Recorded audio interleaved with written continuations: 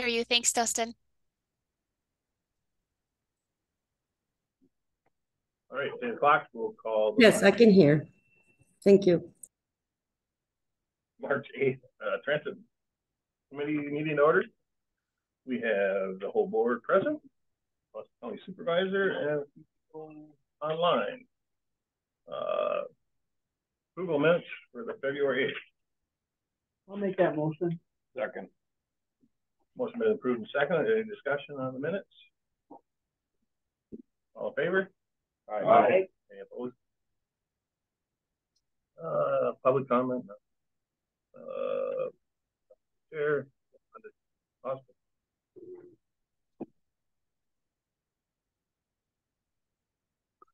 Good morning, everyone. Morning. The agenda today, talking about ridership, daily run productivity, which is new, financials, solar, on the route. So the way I broke down a few of these this month is I actually looked at how many days of service because it was a lot different for some of these routes based on the months of winter break versus back to full schedule. But looking at doorstop and Red Cedar ridership from January to February, it stayed pretty level. If you look based on the month, it's down 2%. But if you actually look at the service days, 22 service days in January, 19 February, and we were actually up 3 riders per day, which is great to see. And looking back to December versus January, we were up in January 6% overall in December. Community ridership increased from 915 in January to 1500 in February. We were back to full schedule of the Scout ridership overflow on the community bus. And looking back to December versus January, it's down a bit with students being out most of January versus about half of December. Scout route increased from 6,352 in January, having pretty much a week of service days up to 18,000 in February. Looking at the riders per day, it was 907 up to 925, so it's up almost 2%. And looking back to December versus January, we're at around 773 per day in December for the 2 weeks that we ran that, up to 907 per day, up 17%. Cool slide is coming now. Cool facts of the day. In February, we transported a total of 20,548 riders. It's our first month ever over 20,000. And 4,100 on Scout PM, which is the highest month ever. 14,000 on Scout AM, which is the second highest month ever. And 18,497 on Scout ridership, which is the second highest month ever. So a lot of that had to do with cold weather and the snow, but pretty cool that we did that. Wow. Yeah. So that it was good to see. Good to see that. Looking at Community Saturday in February, it doubled almost every other month before that we've ran the Community Saturday route. So how do you keep track of the exact number? Is there some kind of system when they get on the bus? Yep. Counting it, or Yep. is it by the money divided by the? Nope. It's exactly how many riders go on the bus at that stop. It tracks time, riders. On our other routes. There's something physical that they touch? Yep. Or, Yeah, okay. it's a tablet that shows the itinerary, the time they're supposed to depart, all of that. Okay. And then on our other routes where there's different demographics of riders, ambulatory, non-ambulatory, stuff like that, it tracks all of that. So it's a pretty cool system. This used to be hand tallied. You wouldn't know till a month later. And now it's instantaneous. Daily run productivity. I really wanted to see how we could improve the amount of riders per hour on our doorstop and Red Cedar service, our door-to-door bus service for riders, because more ridership on those routes are kind of hitting that 40 rider per day ceiling that has been hard to stay efficient. We used to have a 5-zone system in Menominee on those routes where, these 10 minutes, the bus would be on the north side of town, these 10 minutes south, but five zones in Menominee was just too much, and then it wouldn't go to those zones till that time frame. The riders were on the bus for an hour to get to their appointment. Well, what we did is we got rid of that when COVID hit, and A to B when people needed it. And with the increase in ridership now, looking to get more than a couple people on the bus at one time, we're trying out this doorstop north and south by just basing south and east sides at beginning of the hour, so 30 minutes after the hour, north side top half of the hour, and then just kind of pairing those. Okay, you want to get picked up at Walmart, we're going to both Walmart and Marketplace at 40 to 55 after. So if we look at the January, before we implemented this, we're sitting at around 2.18 trips per hour, or riders per hour. And going into February, we're up to 2.49. So almost another half rider per hour increase from just a few of these small changes that just manipulating a little bit the time frames of picking people up. We're getting 3-4 riders on the bus at one time instead of 1-2.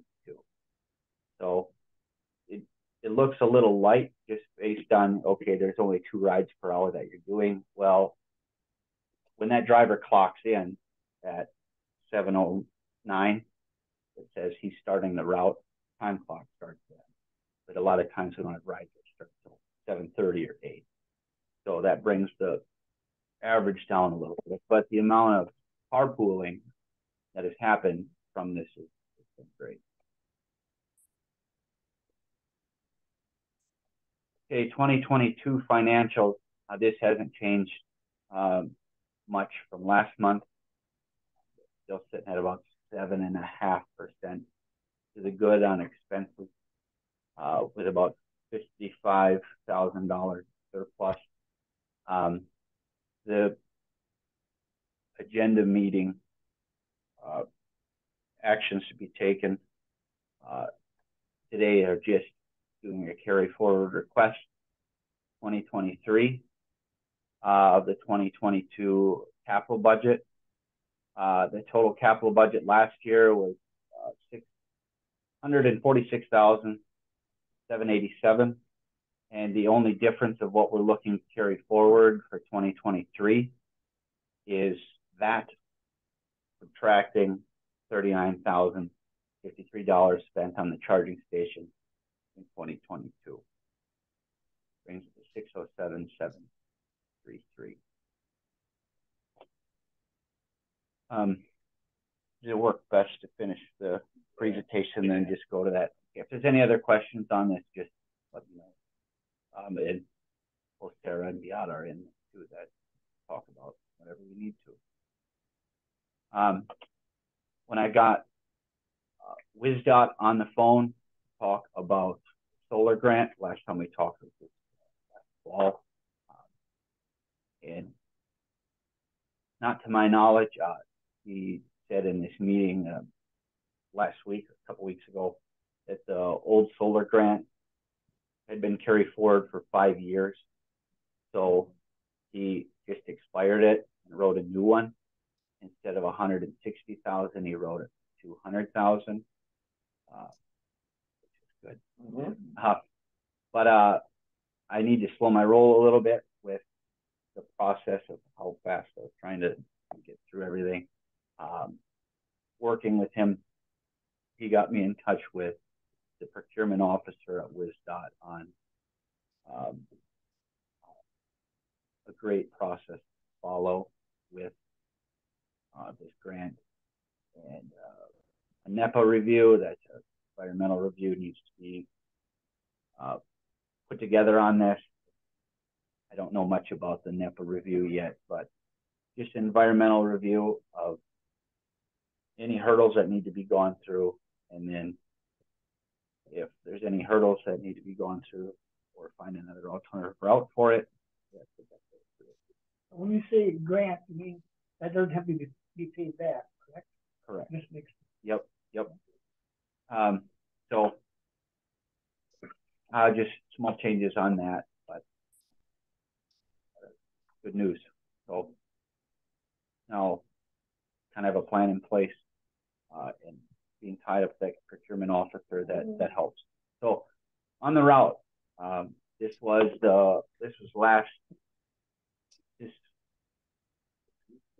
2 weeks ago Monday, right before the big snowstorm is coming through. That Monday that we got some ice. This was out on 430th and E. 730th and 730th and E. Right. I damn near put it in the exact same spot. Yep. Right by right by that little white church. But luckily there wasn't any damage to the bus. There's a few trim pieces. There wasn't any damage, and no one was injured. There were 2 riders on the bus during this time. We brought another bus out there. We transferred the ambulatory rider to the other bus. The wheelchair rider stayed on the bus. It was safer to leave the rider on the bus. Try to bring the wheelchair out the back door on the icy ground. We had a good Samaritan come by to offer his help as well. But so Irvington brought their biggest wrecker, and even they were slipping around, but they just gave it a quick tow back and out. But Monday wasn't even supposed to be bad that week. And then that was the calm before the storm, and just glazed it enough to. That was on the town road,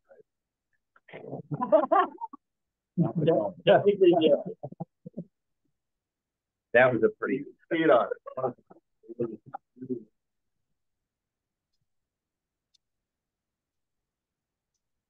Any questions? One question. I came in Omni, wondering if that like a snowy, windy day, who's responsible to clean out your shelter? The committee. Yeah. So, I have 3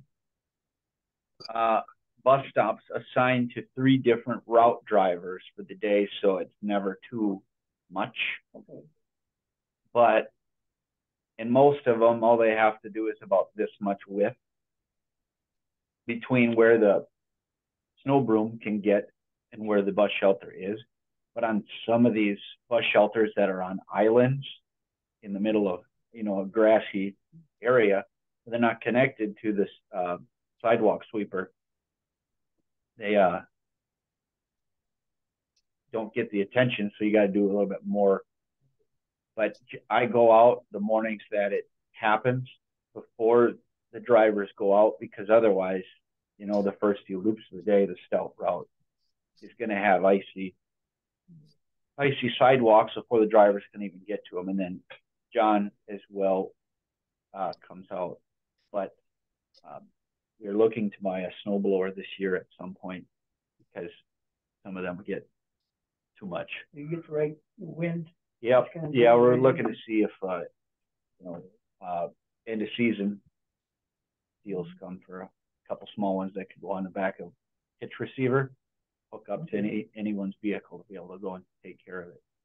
They do fit well on the wheelchair lifts, and they can be strapped in, but it's a pretty slow process to do that. Thank you.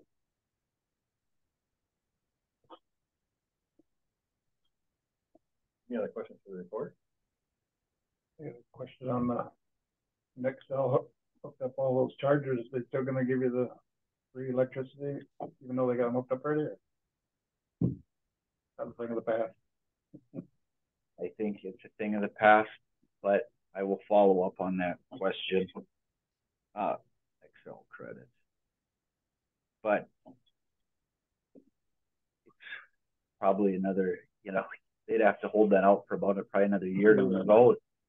And it was supposed to be 60 days or 6 months from when they turn those on. So we'll see. We'll see. Is there any news on the bus? Nothing since I Nothing did. Oh, well, I since- mean, I talked.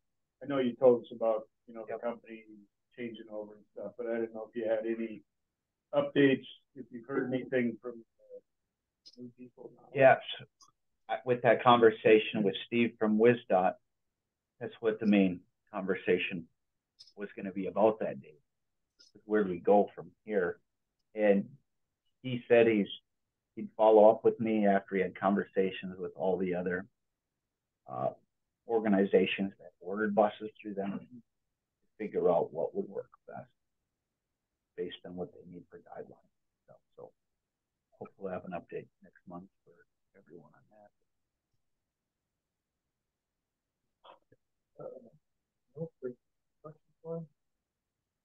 One on the pulling up the north south and the four stop. Has that been easy for riders to follow and the schedule? We haven't told our drivers on the feedback. Oh, We wanted them to just, follow the route. right. We haven't, it's just been the dispatcher. Okay. And for people that, with it not having 5 different zones, and only having 2, there's enough leeway in there.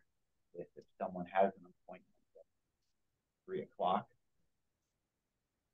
on the north side, and we pick them up at, 2:20, it still fits in what they need and what we need. So it's kind of a behind the curtain dispatch. yeah, seeing how it works, and it's been, I think, working very well. But after we see how it actually works, then we can go public and kind of showcase it a little more. But when we were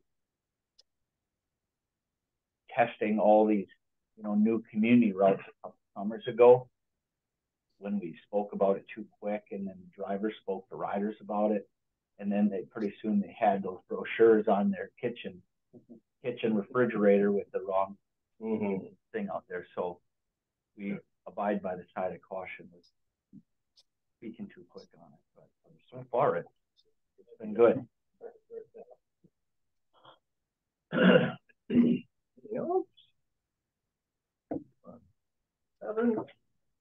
Consideration action taken to the electric bus capital project carry forward budget 2023.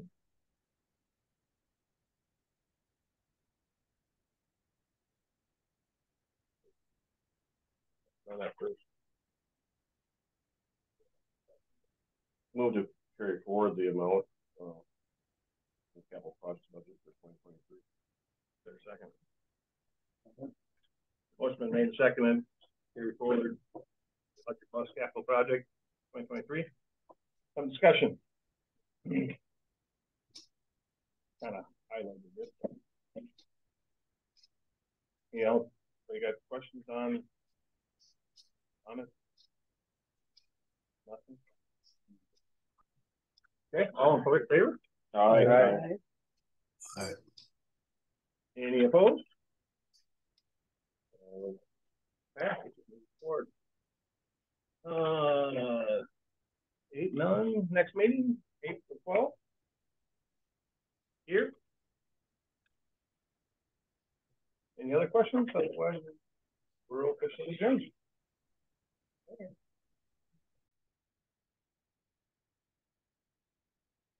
We'll call the March 8th Highway Committee in order. Roll call. We have everyone present. I guess a couple of online. Approval of minutes from February 8th. I'll make that motion. I'll second. Motion made and seconded. Any discussions on the minutes? All those in favor? Aye. Any opposed? Passes. Any public comment? Nothing. Listen, here, nothing. Staff report. I will turn it over to Brent. All right, as it says in here, obviously we are still plowing. We've been getting plenty of snow, which I was hoping we weren't gonna. And it looks like we're gonna have more snow Thursday night into Friday. I was hoping. But yeah, we're plowing snow and shoulders are getting soft. So we gotta talk to the guys and make sure they're leave the winging alone. Otherwise we'll be breaking stuff. We don't want to be doing that. Some blacktop peeled up. There's some blacktop out here that we had to fix. A couple other old roads we had to patch up with some gravel, but they all know they're all good. It just that's this time of year. Cleaning bridge decks. We're still doing some brushing, steaming culverts, making sure drains are open, filling potholes. That is a continuous daily thing as of right now everywhere. You can put it in one day and it's out the next. Road bans, I know he'll probably get into that. Road bans are going on Thursday. And that won't take long to get up. Probably half a day at the most. Get all those signs flipped.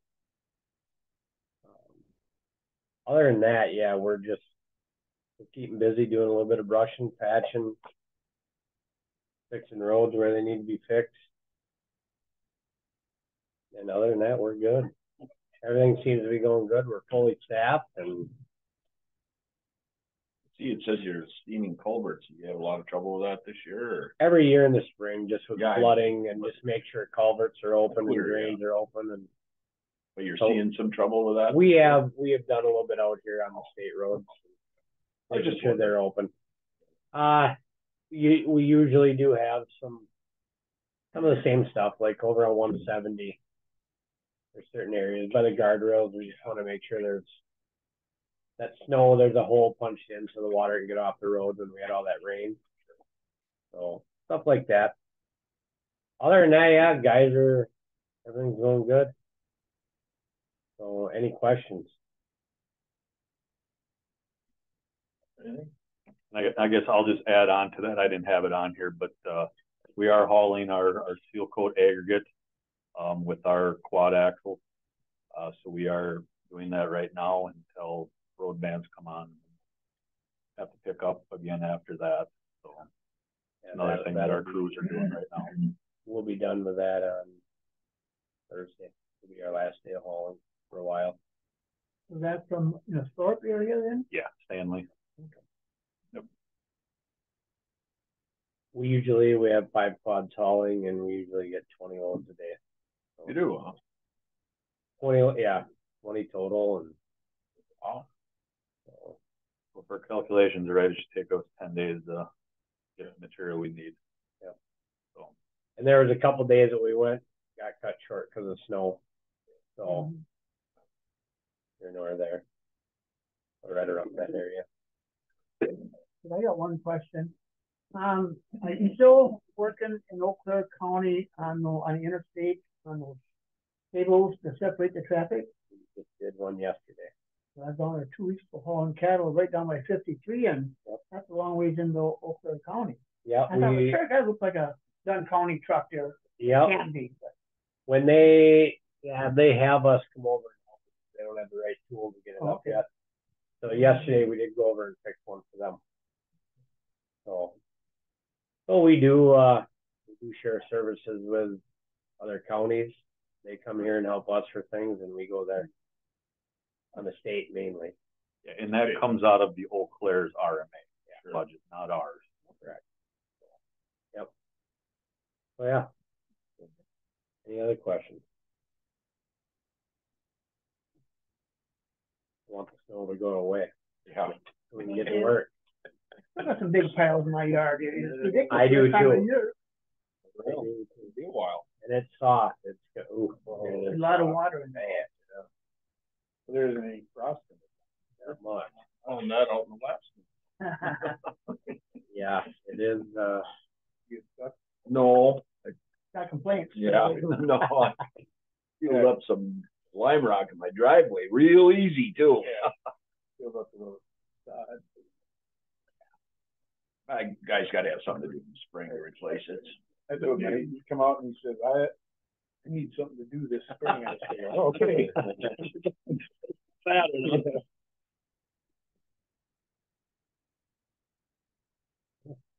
Good. That's our, basically our field operations. Shop operations, obviously we continue to do our routine maintenance, services on equipment. We are obviously bringing our summer equipment that we traditionally use, dozers, backhoes, sweepers, all that stuff is getting looked at, serviced. We're ready to go in the spring and summer here for construction and maintenance season. And then I'd like to introduce Isaac Steinmeier. So Isaac obviously is the new assistant commissioner / engineer. So you're on your third week? Yeah, fourth week. Started officially. Yeah. So good. He's been a blessing for me to help out with a lot of the duties. So I've asked Isaac to come in and basically kind of just give his presentation on what Isaac is working on a daily basis. Well, morning, everybody. Isaac Steinmeier. I'm originally from Menominee, Dunn County. Grew up west of Menominee here. So if you know any of the Steinmeiers around, good chance to relate to me, good or bad. But all good. Yeah, some of the things. This is fourth week that I've been here, so still getting going on a lot of things. But over the last month, some of the things I've been working on DNR permitting for the construction projects this summer, County Road B, County Road C in O'Galley.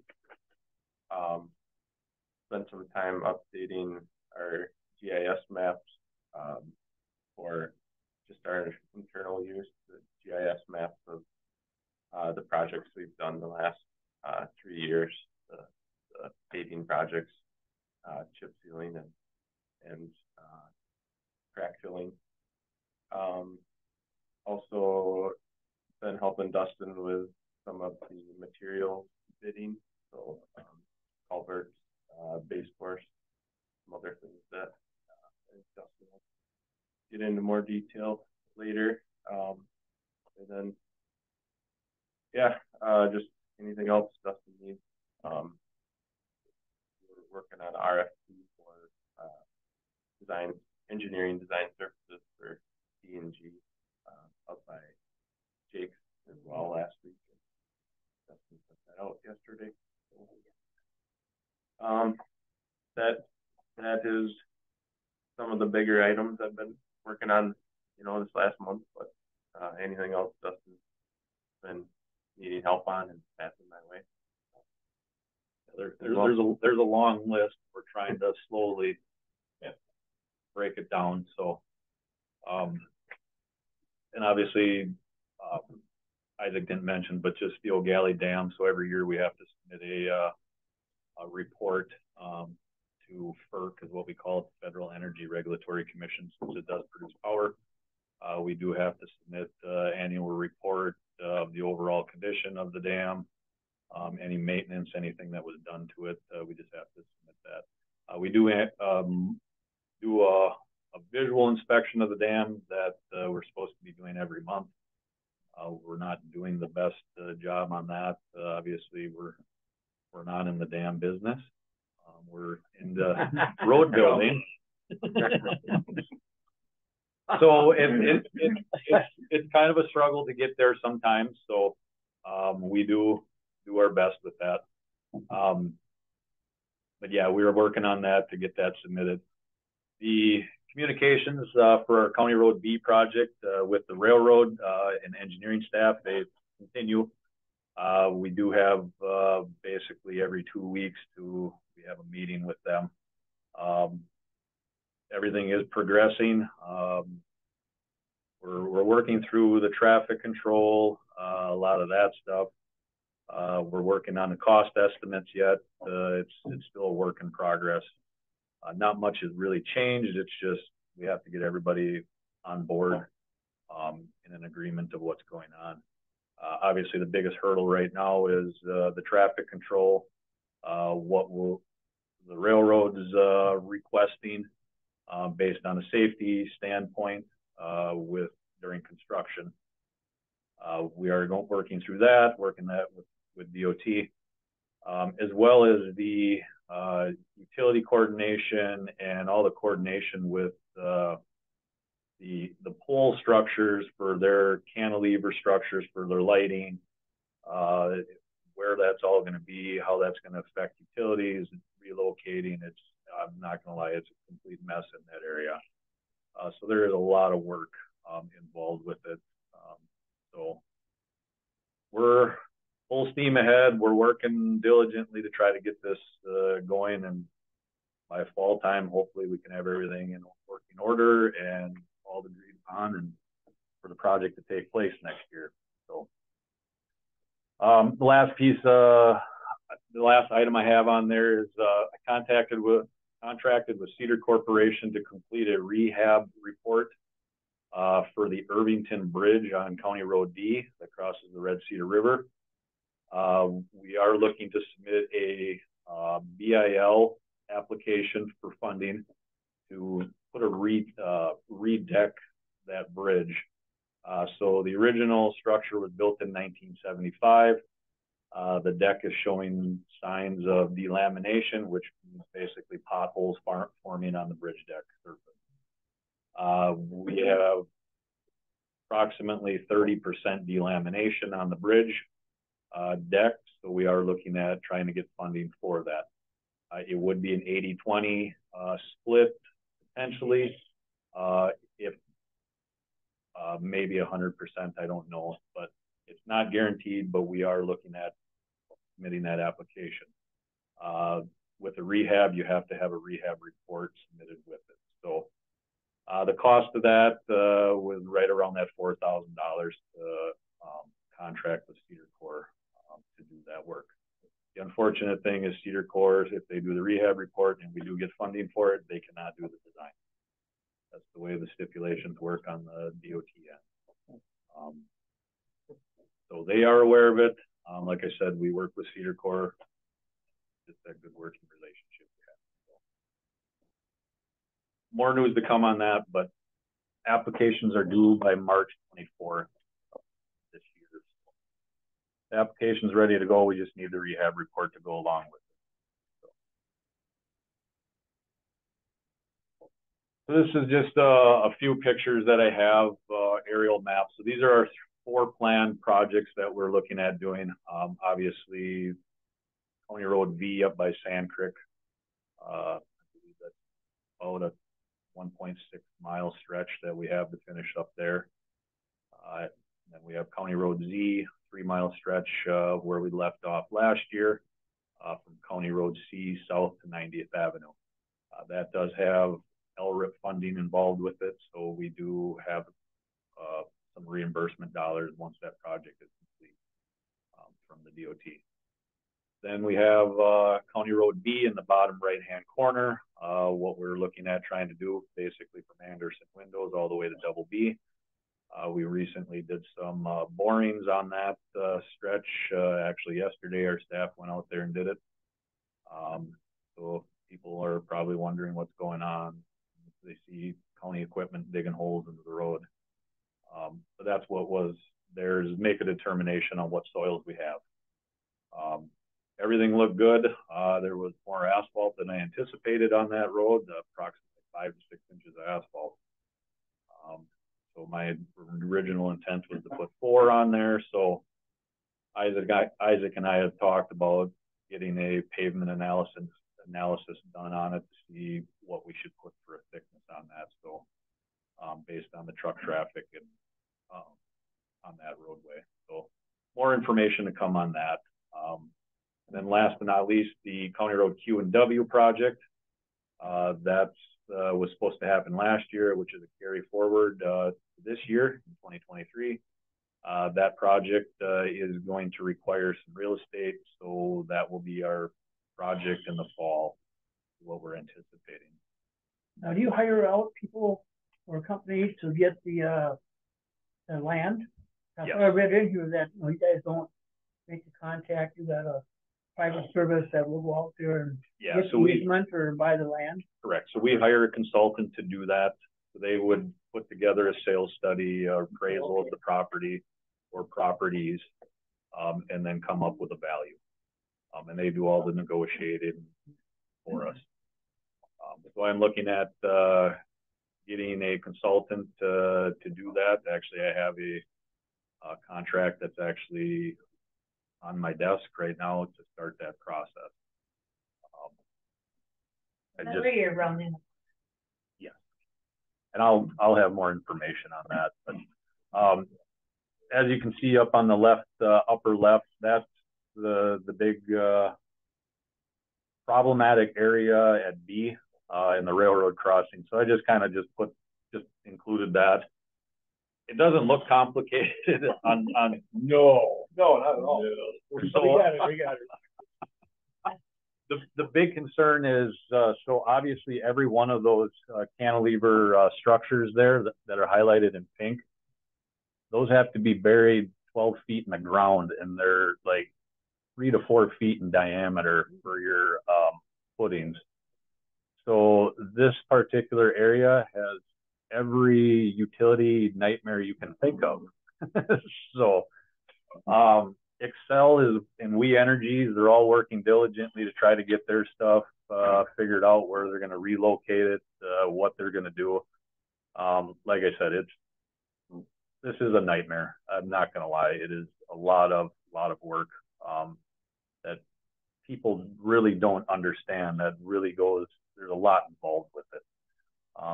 From start to finish, there's a lot of work. But here it looks simple. But I just wanted to show that to everybody. That's just kind of what we're working on diligently to try to get everybody on board with the final design, how it's going to work. The whole staging of this, I didn't even want to go down that road because it's more complicated and it's a nightmare. So, any questions? Yeah, when you said there's County Road B was thicker than you thought asphalt wise. I guess my question is when you rip that out, right? Because that's a complete reuse project, right?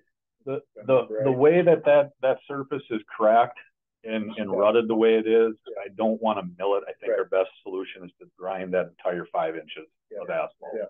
And utilize that as base and start over. Okay, so that was my question. When you grind product out of a road, I assume that you reused it somehow. Yeah.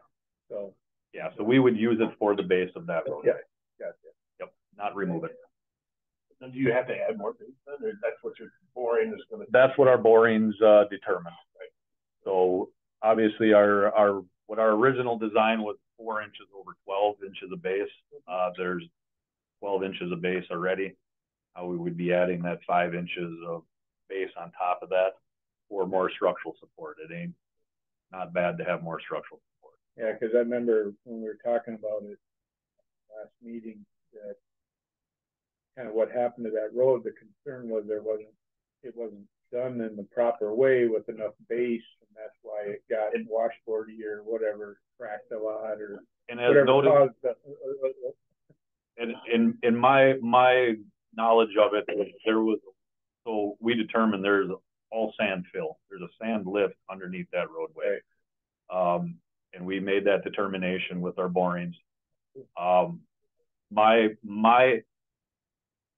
philosophy on why it did what it did is once you put that much lift in there, and you cannot get true compaction of basically virgin soil. Right.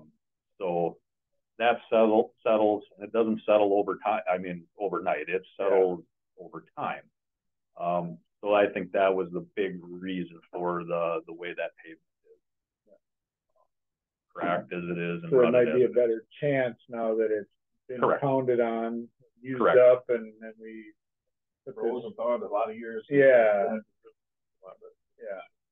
Yeah, and that's why, like I said, we want to have a pavement analysis done on it. So maybe with 15 inches of base or 16 inches of base, now maybe we can get away with 4 inches of asphalt, Right. 4.5 instead of 12 over 6.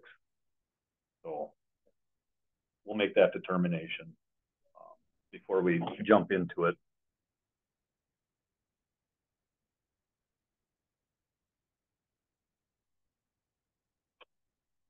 Road we're doing ourselves, too, I mean, as far as everything, except the claim.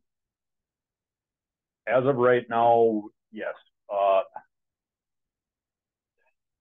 should say no. So as of right now, we would be outsourcing this project for the paving. Okay. We would be looking at the possibility of us doing the pulverizing, the blading, the trucking, and the traffic control. We do have LRIP dollars on that, almost approximately $500,000 on that project. So to get the $500,000, you have to have $1 million of expenses, and not county expenses. It has to be basically contracted expenses. So. How old is your paver? Dunn County, it's not that old, is it? We got it in 2018. Yeah. 19. Well, depends on who you ask. So I'm not going to go down that road. So you gotta use the outside just to make that amount of money that's not. So there's not enough material cost. There's not enough to make that $1 million. So we have to have to get it. So that's the reason for the contracting portion of that. Just go into some of the equipment. Obviously, I just wanted to present this to you that our shop foreman and we're reviewing some of this. On the upper right-hand corner, we have a brush mower that attaches to our backhoe. The mower itself is 29 years old. We've had some issues with it this year, and Dan has made a determination that we would have to invest approximately $10,000 to redo that mower. A brand new mower, he's looking into it. We're anticipating probably 20 to 25,000. So as I guess more information to come on that, but we are exploring the option of replacing this instead of investing money into this machine, just due to the years. So like I said, I just wanted to present that to you that we are exploring that. It was not budgeted in our 2023 equipment per se, but we do have that trade-in value of our plow trucks that we were looking at putting pickup trucks, purchasing pickup trucks for that. So maybe instead of 3 pickup trucks, we buy 2 and we look at getting a mower instead. So we are reviewing that. It is a much needed piece of equipment. We like the style of mower. Obviously, a lot of equipment evolves and changes, so there's different styles that we'll be looking at as well. So on the bottom right-hand corner, we are reviewing our crack routers. So those 2 crack routers are what I would consider ancient dinosaurs in today's world. They do not have dust collection systems on it, and we are required to utilize dust collection systems for employee safety when we are grinding cracks for crack filling. These last 2 to 3 years, we have elected to not grind the cracks due to this requirement. We have basically let these 2 pieces of equipment sit idle for the last 2 to 3 years. I have asked Dan to look into retrofitting these. Unfortunately, the age of them won't allow. One is a 1998 model, and the other one is a 2006 model. And prior to 2010, you cannot retrofit any of them. So I have gotten costs from two manufacturers, Crafco and Marathon. They run from $20,000 to $30,000 on average with the dust collection system. I want to go back to grinding cracks instead of just blowing and going and filling them. I think you get a better product if you grind the cracks first, clean them out, and fill them with rubberized material. So we are looking at that as well, with the possibility of purchasing one one grinder this year. So like I said, we're getting more information on that as well. We did have a discussion, I guess, with around the counties, with other commissioners, as well as manufacturers of plow trucks. What we are hearing is from 2023 to 2024 models, we're looking at probably a 10 to 15% increase. We were always envisioning right around that $300,000 for a plow truck. We might be looking at $350,000. Is what they keep telling us. Everything keeps going up and up and up. I can tell you we are not having Cadillac plow trucks. We have plain Jane trucks. Nothing on our equipment is any fancier than the next guy's. It's one of those is a select piece of equipment. They can charge whatever they want. Is my philosophy on it. There's nothing we can do about it. So we'll have to look at. We were trying to get 4 trucks every year. We might be down to 3, just with these extra costs. For a couple of years, then we'll be down to 2. You know, it just keeps going up. What do you do? Is it going to peak? We don't know. Yeah. And I just wanted to reiterate too, we might be looking at 2 years out to get a truck. So we have to basically start the process at a minimum a year prior. We are looking at trying to get our 2024 model trucks specs put together, ready to bid that out. Right now, they don't have the cost, and it's hard for us to do anything. So we're waiting for the manufacturer to say, we're taking orders and provide your specs. We can give you pricing. Right now, we don't have that.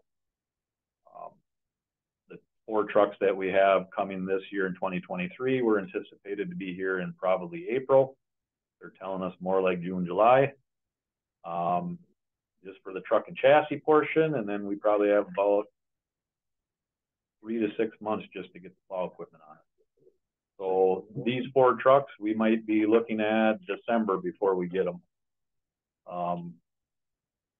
We don't know that everything's up in the air right now. So it's frustrating, but what do we do? Yes, we can. The thing is, there's no county that will purchase these because of the retrofit or the dust collection. Like private they could. You know, some you can go out and do parking lots and stuff. Yeah. They want to take the OSHA risk with the no dust or whatever. I would say private or not, I would say they would be looking for dust collection. That's why these things might be, I hate to say worthless, but basically, that's what you're trying to say. That's what I was wondering. There is no real demand. Correct. I mean, even privately. So I gotta go. This is probably way off in right field, but so equipment like this, is that something that counties could purchase together and share? You know, like let's say you partnered up with St. Croix and put your resources together and got 3 of them instead of us having 2, them having 2, or maybe we get 4 of them or what? I don't know. So there's trying to back and forth. So there's some equipment you can do that for, but a lot of this stuff we all use it at the same time. Like the crack filling grinders, we're all utilizing it at the same time. Could we all, if we all needed a crack grinder, could we all put a bid together? maybe get 10 of them instead of one. We get a deal. I can't say it's, I shouldn't say that it's weird, but our 72 counties are like 72 separate entities.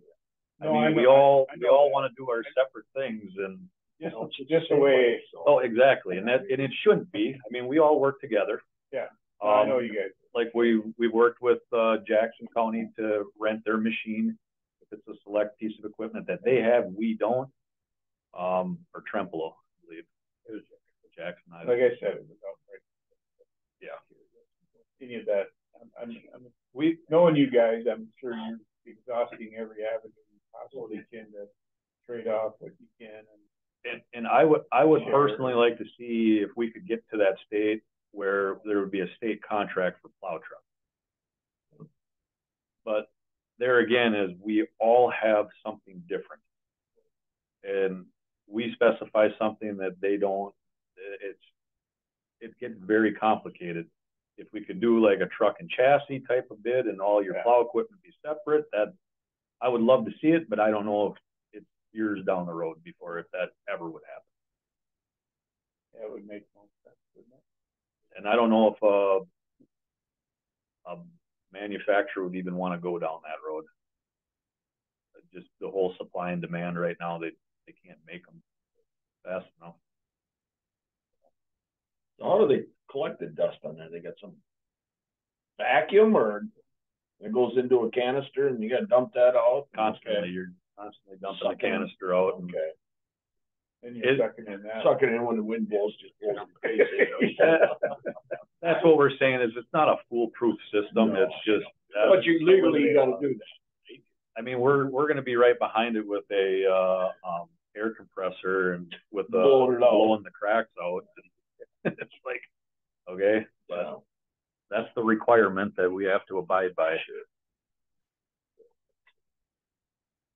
But I just wanted you to be aware of the situation. Like I said, this wasn't necessarily budgeted in 2023, so there's a lot of stuff that just comes up out of our control. I just want to present some of our road conditions. Obviously, we are putting on our weight restrictions tomorrow. We do have the signs that are on the roads itself. We just have to flip the signs down. So it's pretty simple. We can have our road bans up within a half a day. We are following suit with all the counties around us. So the 10 counties we communicate. La Crosse County, they started theirs on Monday this week, and it basically just kind of propagates north. So we followed suit with Eau Claire, Chippewa, St. Croix. They're all going on the same 9th or 10th. Typically, it lasts 6 to 8 weeks. I have a feeling we only have 3 feet of frost is what we're monitoring in our roadways. Basically, with all the frost, not in the ditches and the fields and all that, I think hopefully if we get warmer weather, I think it's going to go quick. These weight restrictions for this year. Hopefully, knock on wood, but I don't want to jinx it. I'll tell you that. They're going all over to get things done. They are. All in line. Well, I can guarantee you, come week 3 or 4 and they're still on, they're going to be calling. When are they coming off? When are they coming off? You have to leave a corridor like north or south or east or west. I thought I heard that one time that you had to leave it so some traffic couldn't make it. So the state system they don't restrict anything in Dunn County. Right. They traditionally, if they do restrict it, far north, like Ashland and all that. Dunn County does not. We have statutorily, locally, we can restrict any road we want. This has been a difficult process. I've always said for years it should be all or none, in my opinion. But I'm not going to deny there's usually political reasons. This particular business needs to run, and we're going to be restricting their business. We try to build the roads the best we can, obviously, with the dollars we have allocated. If we could make every road 10 inches asphalt we would, but we can't. So I would beg to say more than half of our roads in Dunn County are restricted. But we are not the police. The sheriff's department does not have scales. They can't really enforce it. So we require the state patrol to do it. But like I said, we're not out there policing it. If we know of somebody hauling logs or something like that, we'll talk to them. I'm not going down that road. Or milk hauling. I just want to reiterate, milk hauling is not exempt from this. So No. it is not. I learned that last year. I thought they they are were not supposed exempt. to make the route different so they don't have a full load, but how do you see inside? Same as a van semi. How do you know how much is in there? You don't know if it's full or empty. The only way you know is to go way up. But yeah, it's every Maybe year that'd it's be the a same money thing. maker, have a actually sale and go out there, and you get the penalty, the fine. That's probably not legal. They're, The fines go to the state. they do. Yeah. So a lot of counties have gone down that road where the highway department has purchased scales for the sheriff's department. Okay. I'm not going to get involved with that either, just because you have to have the sheriff's department on board. Sure. And okay, I don't even want to go down that road. So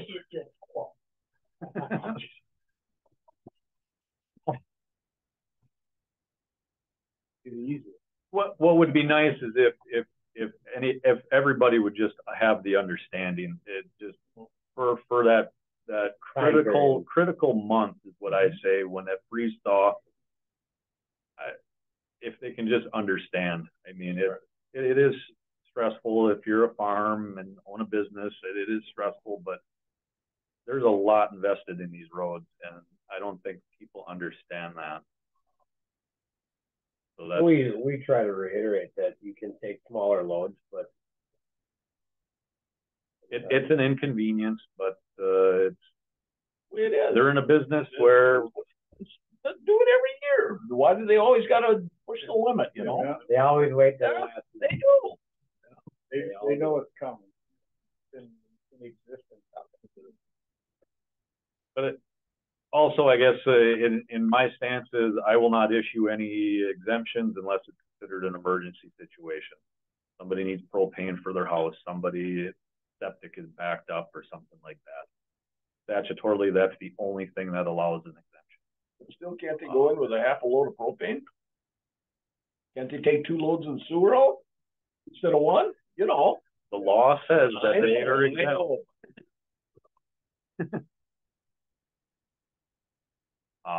But yeah, there's obviously there's a number of roads that we're currently evaluating, just with these spring thaws, with our warm up that we've had. This particular year is not looking pretty by any means. I don't know if it's really haven't had the cold temps. We've had large snow amounts on average, but I don't know if the whole freeze thaw not going down as far as it has in typical years is a big concern. It's amazing, but It's a More different moisture right now. It's a different year. There's a lot more moisture, and I think it's been really cold, but it's been back and forth, it's been up and down. I think that is worse than it's ever done. it has. I would beg to say our roads condition wise right now are in the worst condition since I've been here. I mean, it's like You're not alone. I was in Eau Claire yesterday, and I It's swear it was that big. I swear, you had to straddle it, get lost. And there's Fall in there, you never get out. There's these stretches, 29 heading west, that has gotten like I noticed it the other day when I was going over as a culverts, maybe. no, it's like it's just stretches, but some of it's not nice. In the next one. Here's These particular roads, I am very, very concerned with. These are in our 5-year plan, but I don't know if we can get to when these are actually going to be redone. County Road H south of 85, there's landmines everywhere. To spray patch that, to put an overlay on that is just, I think we're throwing money out the door. So Isaac and I, we basically have come up with, what is it going to cost if we would regrind this and repave it? The same thing with County Road F. The unfortunate thing with County Road F north of 64, that is a 12-year-old road. Previous years, there was a lot of way hauling and everything in the spring, and I don't know if that helped. Yeah, and when we built that road, there was good base, good asphalt. It's just, I don't know. I can't say what has caused that issue right there. But that whole 2-mile stretch looks just like that, which is sickening for a 12-year-old road.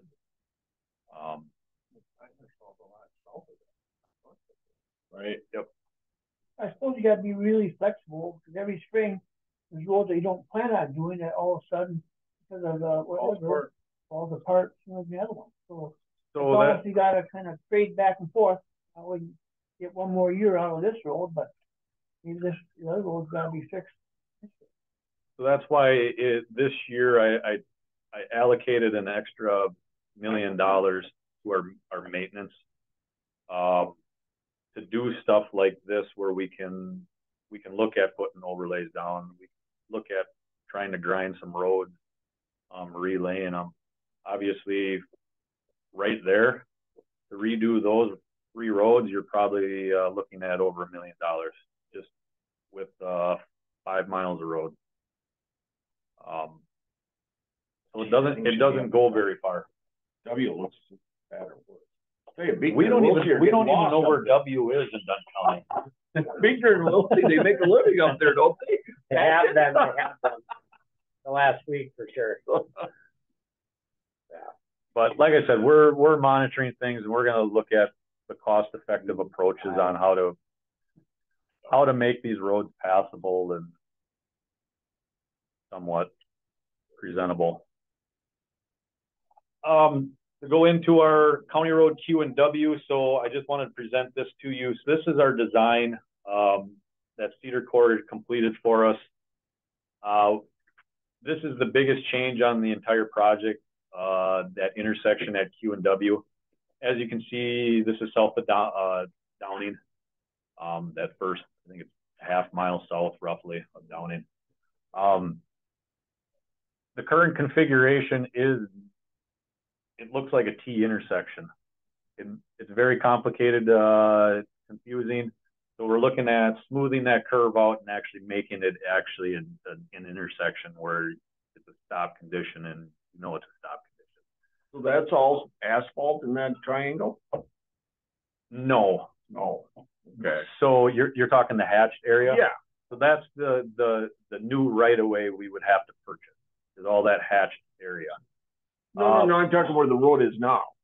Yes, that's all asphalt. All asphalt? Yes. Wow. The big triangle. Yeah. And Isaac and I were there yesterday. We met with the landowner that we would have to purchase right away from. And I hate to say it's comical, but individuals literally turn their signals if they're going southbound. They think you're turning left on the queue. They'll turn their signals on, traffic signals, and we were just watching what if maybe 10 cars went by us, and they all pretty much did the same thing. And a car coming from the east going west turned or went on the W there. Didn't even look. They just went straight. And that's why we looked at trying to put a 3-way stop in there, and we don't necessarily like to put 3-way stops. You want to have free flowing traffic in rural areas like that. So this is the design. I guess meeting with the landowners, we would have to purchase 0.2 acres. Not a huge dollar amount. and I made that known to them. The value of that land is a lot more valuable to you than it would be if we would have purchased that 0.2 acres. Not a lot of money. If you say it's $10,000 an acre, that's basically we'd give them $10,000 an acre times 0.2. So that's what we would get for it. We are obviously hiring a consultant to do the negotiations, come up with the cost, per acre cost, what we would offer. They would do all the paperwork. At first, we had to redo this design because we were having a 45-mile-an-hour curve. We condensed it to a 25-mile-an-hour curve, which is aligned with all the curves south of here on that particular project, to lessen the impact that we would have to purchase. I can't say if it's going to be an uphill battle with the landowner. Obviously, nobody wants to sell land, especially agricultural land at this point in time. So I hope we do not have to go to a condemnation process, which if that is the case, I don't know if this project takes place this year. It usually takes 6 months at a minimum. And unfortunately, we're crossing our fingers, everything just goes. But So is he hesitant? He or she? like I said, as a landowner, you don't want to sell any land. This is the highest point in that field. It's the most, there's no water standing there. There's no issues. That's the best location. They do run their equipment in and out of there in that particular radius. So we did communicate and talk about that. They were kind of hoping for a three-way stop, so they didn't have Yeah. to sell any land. Kind of what it seemed like yesterday. Yeah. So, So like I said, there's, if Mr. Steinmeier is an engineer, if he was here previously, could that have been done in-house instead of going to Phoenix for it? we could have, yes. We don't have, the unfortunate thing is we don't have the design software to put a plan together. Like, we would have to, we'd have to show some alignment data and all that, and then we would have to come up with a plat. We could have our county surveyor put something together for it. So yes, it could be done in-house. Maybe not to the extravagant way that we have shown here. Knowing now that this is the only right-of-way we would need on this particular project, we thought maybe we would have to purchase more right-of-way in other pieces. But unfortunately, this is it. So yes, we could do a lot more of this in-house. But you did take this corner from 45 down to 45. The original intent was to put it at 45, Which took a lot more. which would basically move that out approximately another probably 50 feet, if not more. Just say you're taking a lot less. Yeah. Correct. So this is the approach we felt would be the best design for safety. And like I said, but like I said, more information to come on that. We're got to get the real estate going as soon as possible with hopefully a fall build. So as of right now, everything goes smooth, it should be done by July, the real estate acquisition. Any questions before we move on with that? Otherwise, we'll go into herbicide spraying. So once again, this spring, typically in May, when the dandelions start growing, is what we were told is when we start spraying herbicides in the ditches. So we are once again going to do that. We did make a determination that it is a cost savings, pretty substantial cost savings. Not saying it's 100% effective and perfect in every world. A lot of us would like to continue mowing the ditches, but we are trying to help fight the spread of invasives. That is the ultimate goal, as well as putting a growth inhibitor to reduce our mowing costs. We have found that even spraying the herbicides has reduced our overall time it takes to mow. It just goes quicker. Instead of having 10-foot tall grass and weeds to go through, we might only have 3 feet, 4 feet. So it has gone quicker. We are looking at trying to reduce some of the spray, full width spraying, to do approximately 10 to 12 feet off of the shoulder point instead of the full road right away. If we do encounter some of these wild invasives, we will be spraying spot treating for that. We would be doing that county-wide on all the county system.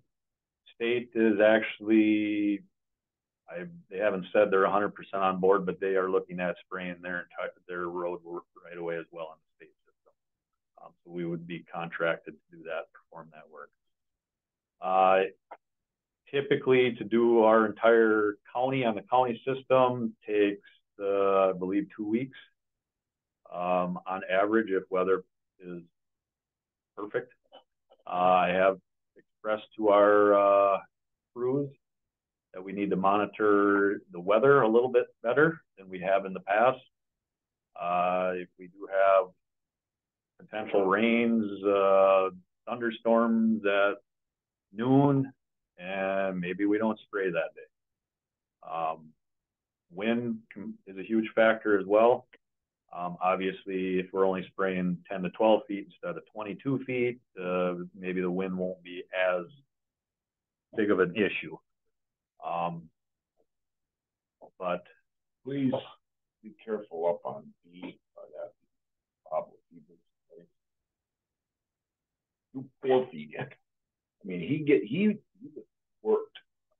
So, and I understand he planted all these flowers and he wanted to sue the county and all the works. He was hot. good thing he called you. Next time I'm going to tell him it's Randy. Was it in the That's the big thing is so like he staked it now. He's got little stakes out there, but it did drift him. yeah. So you did cut that back. Whatever. I mean, really. Which one is wild parsnip?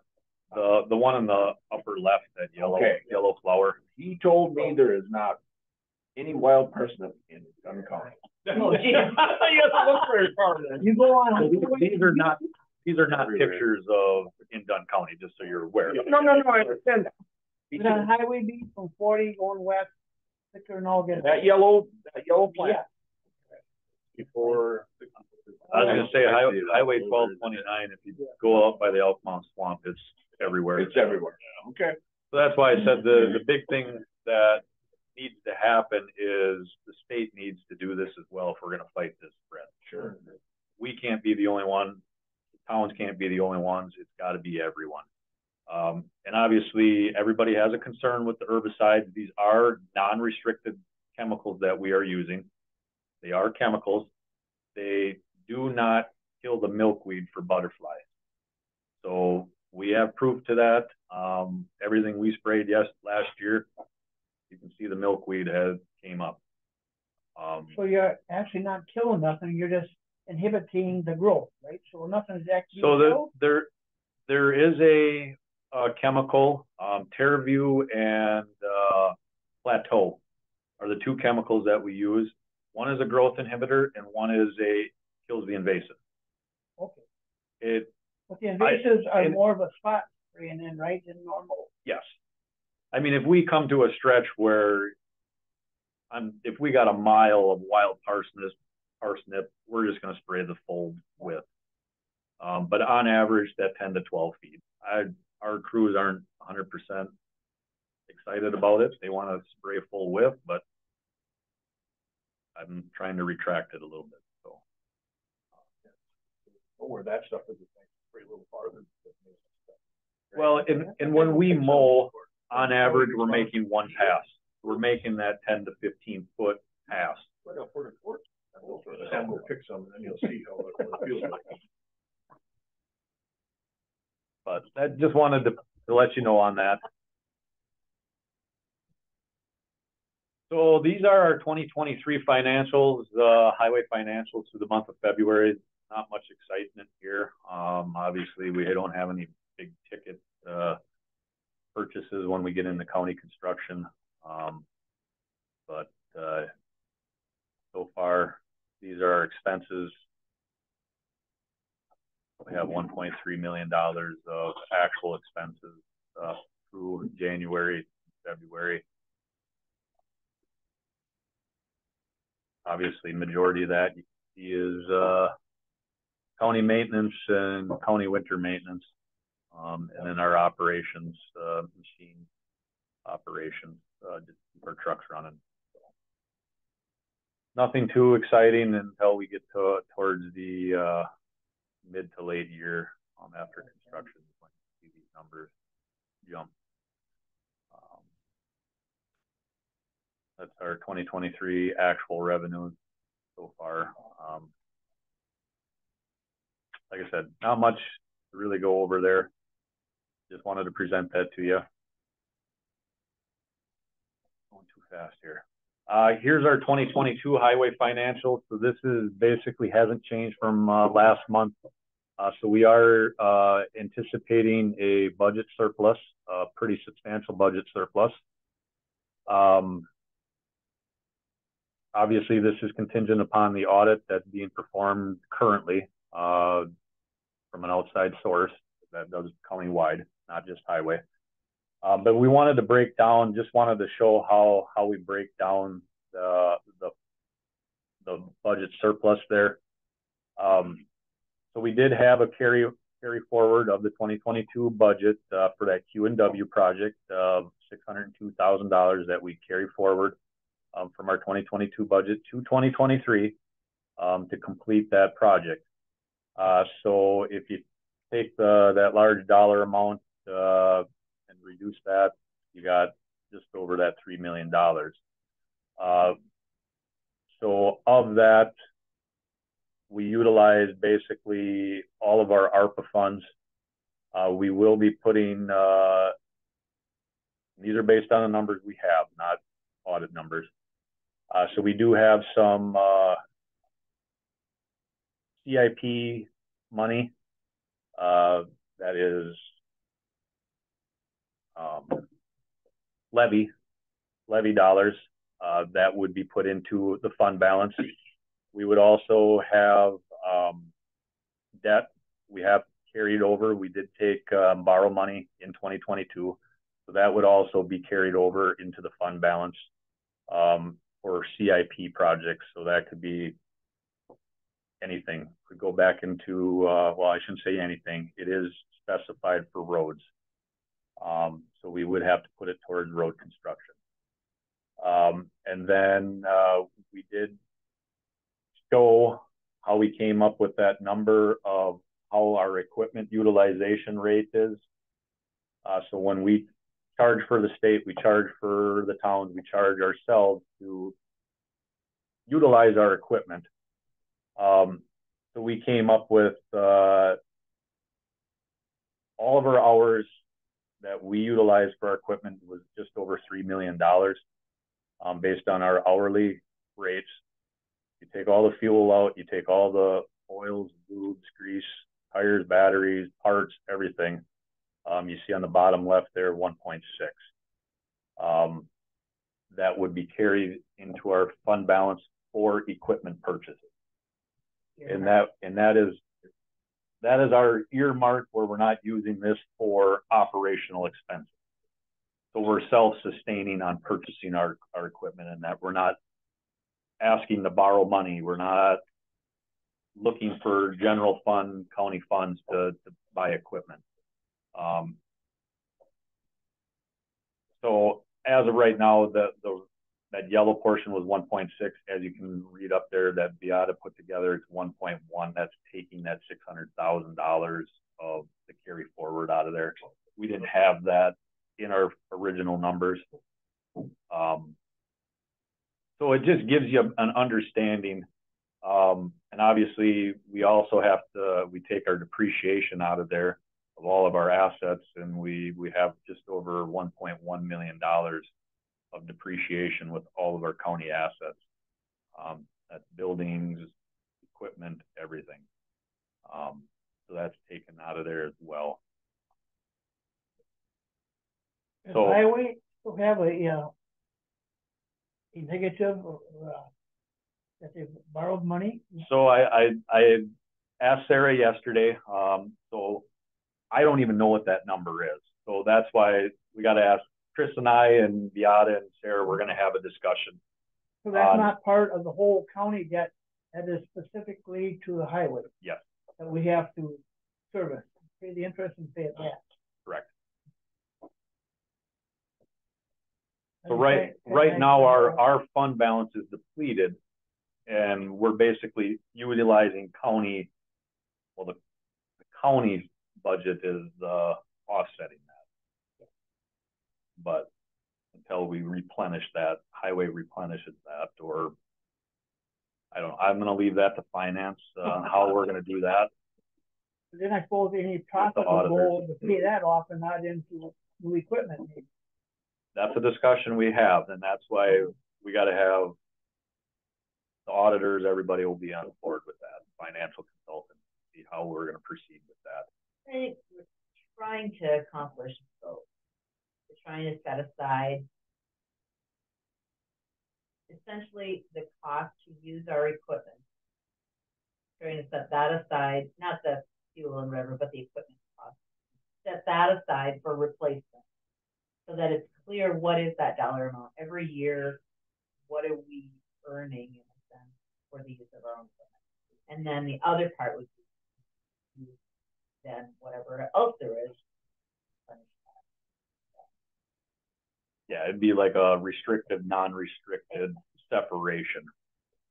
So the money that we borrowed then came from the county, not from a different institution or a bank? So in 2022, we did borrow from a bank for capital projects. And it was just over $2 million, what, 2.1. If you look on the upper left-hand corner, that was debt issued. That was actually borrowed money, not county borrowed. It was from a bank. And it states that for construction projects. So that's what we'll have to utilize it for going forward. Any questions? It's complicated. It's complicated for me. So we're all working on it together. You're working on it, but then when you made your projections for this year, you must have had it someplace for how much you got to pay back, right? I don't know this dollar amount, what if we're like our fund balance in the negative or what it is. I don't know that. That's why it's got to be part of our expense to run it. Correct. So, see how we could go forward without knowing that number. We'll find out. I'm trying to get that as well. So that's why I said it's that's a discussion we're going to have with what I call powers above. So Chris. Not mentioning names. You go say.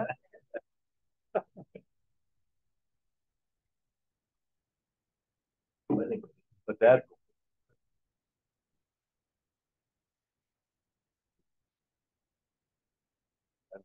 exit out of there. I think we know them. We're just about saying them, but we don't know that we know them well enough. Something new. And like I said before, we're all new to the whole highway budget in general, so we're learning as we go, and I think we're making leaps and bounds and strides on what we have done. It may not look it here, but on the backside, there's a lot of things that are really evolving.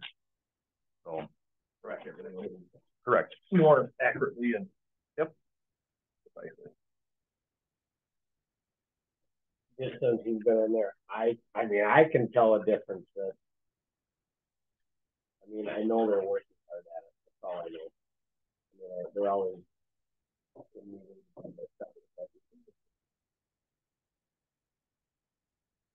They're definitely working at it.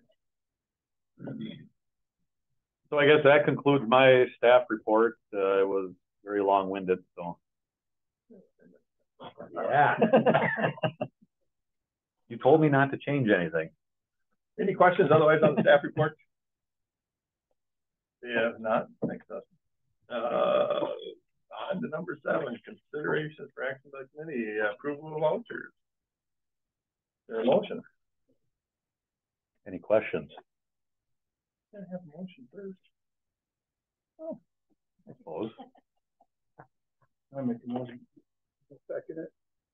Motion made and seconded. Is there any discussion on vouchers?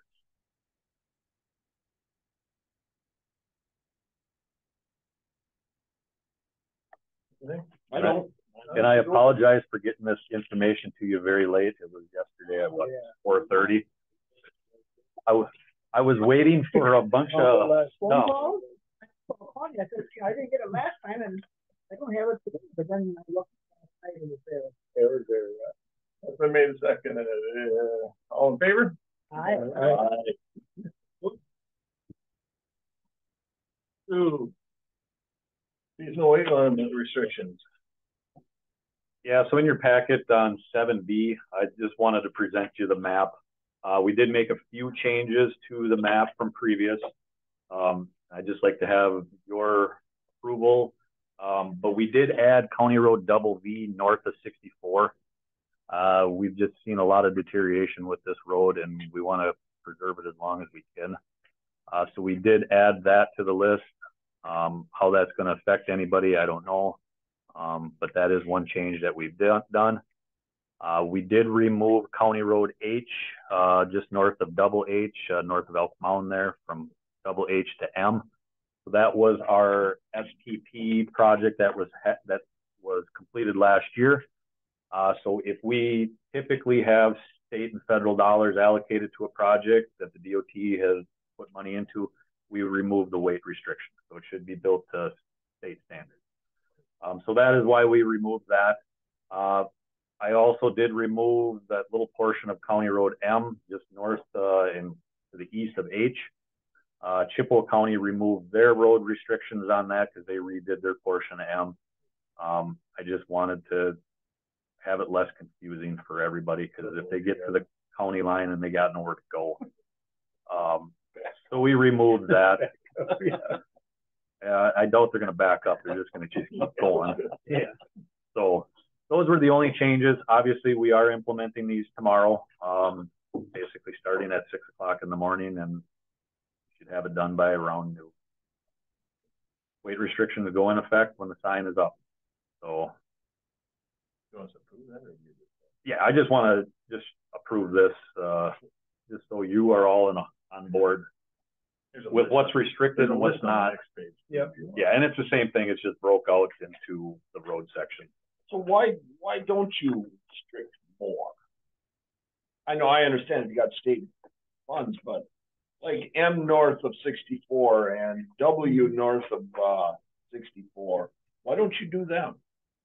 In my entire career, this is how it's been. So we haven't really changed a lot from that. I was just wondering how it got established. I don't know. Okay. So that's why I will say I don't want to say it's political, but potentially there could have been prior to any of us being here. I mean, there's I would agree. W north of 64 is not in the best condition. No, why it isn't? Nothing going on there. I don't know. I'm just wondering. That's why, like we've said for years, it's like, why don't we just do all or none? Yeah. But I don't know if I'd be here that long if we did all. Doors would be. Whatever. I was just asking. So, just so you're aware. You want a motion to approve that? Yeah. Okay. Motion to approve it. I'll make that motion. Second it. Motion been made and seconded. Any discussion on road restrictions? If not, all in favor? Aye.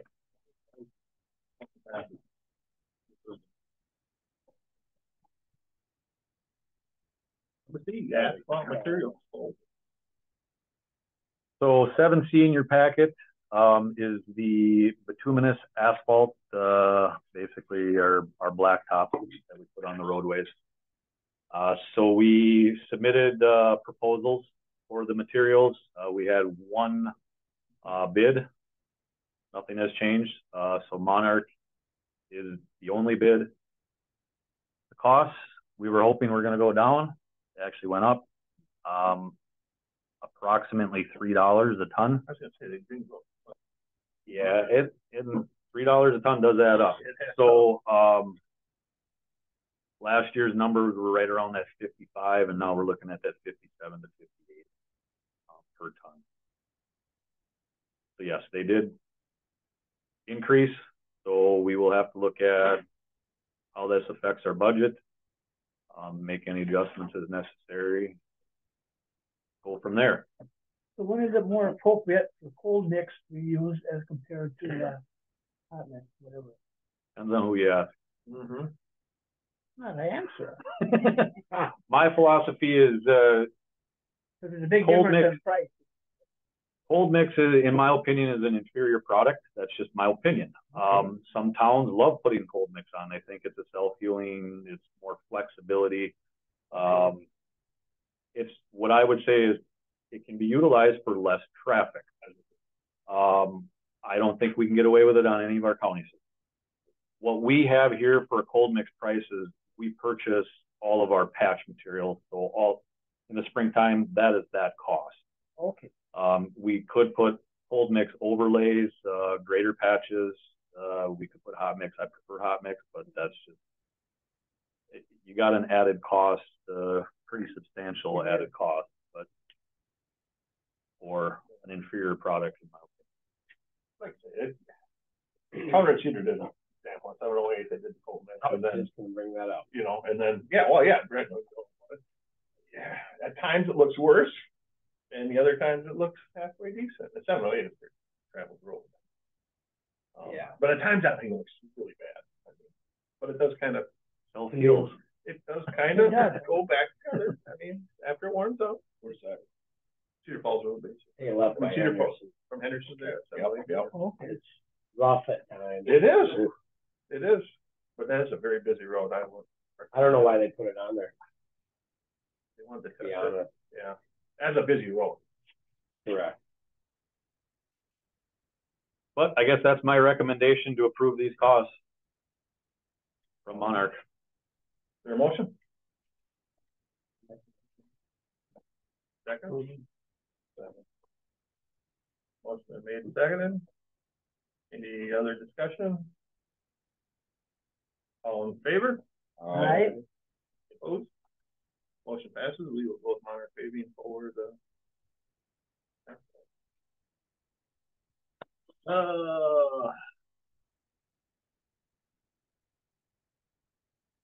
7D, oil and application. Yeah, in your packet 7D, this is our seal coat oil and application. As you can see, we had two proposals submitted. We had MIGS and we had Flint Hills and Farner Asphalt. So Flint Hills would be supplying the oil, and Farner Asphalt would be doing the application portion. Not much difference. I guess Todd is here from MIGS. We've worked with MIGS in my entire career here. I know nothing about Flint Hills and Farner Asphalt when it comes to the process, the application, the quality. I did check around with other counties in the area. They didn't have anything bad to say regarding Flint Hills and Farner. So, like I said, I only have my basis on what I know, who we've worked with in the past. So MIGS is the contractor that we've gone with for many, many years. As you can see, the unfortunate thing is the CRS2P is what we put down for our seal coat oil, and it is a 3 cents difference based on MIGs and Flint Hills. Flint Hills is 3 cents cheaper. The application rate from MIGs is cheaper than what Farner would do. So overall, if you look at the total, that's where the 3 cents difference comes into play.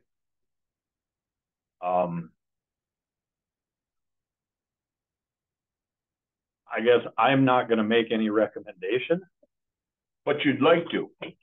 but so at the end of the day, so what we have calculated for our oil needs for our projects this year comes to about $5,000 difference at the end of the day. So if we would go with MIGs, we'd have $5,000 more than what we would with Flint Hills and Farm. But you have been working with years past, haven't had any trouble evidently. We have never had any troubles that I am aware of. We know their crew, we know their system, we know how to coordinate. We know Todd's number.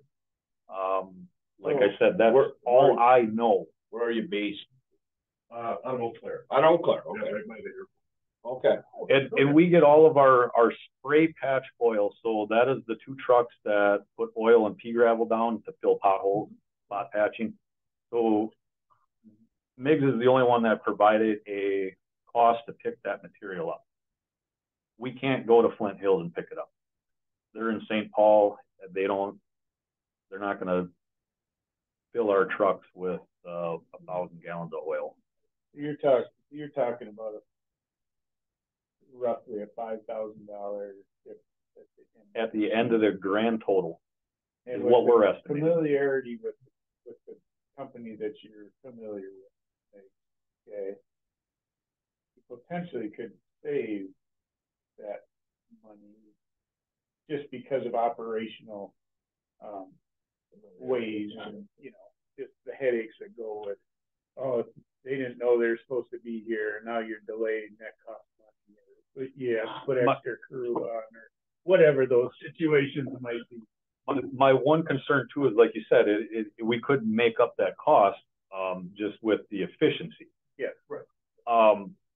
The one concern I do have is we've never worked with Farner and Flint Hills is the scheduling. Working with MIGs, they know our schedule. The month of July, we have week to 2 weeks. That's what we pencil in. Farner, they do a lot of work for other entities, so as MIGs does as well, but I don't know what their schedule is. I don't know that.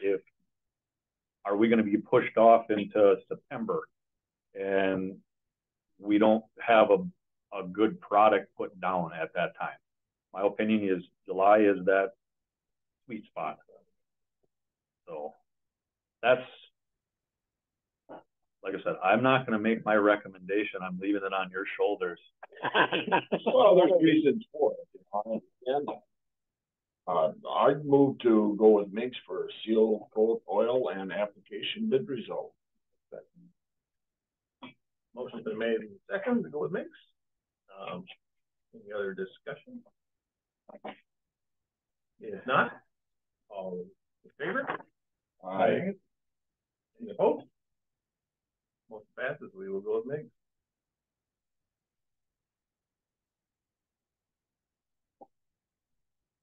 Nothing to it.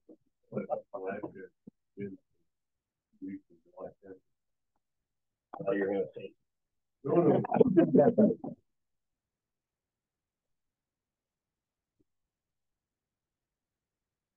I saw Todd on his phone changing the calendar quick. Perfect. 7E, pulverize and milling proposal. No, we got, Yes, in your packet, I have it switched. oh. I messed okay, up. It confused me too. Where is that? Next one. Here we go. I'm gonna head out, but if you have any objections.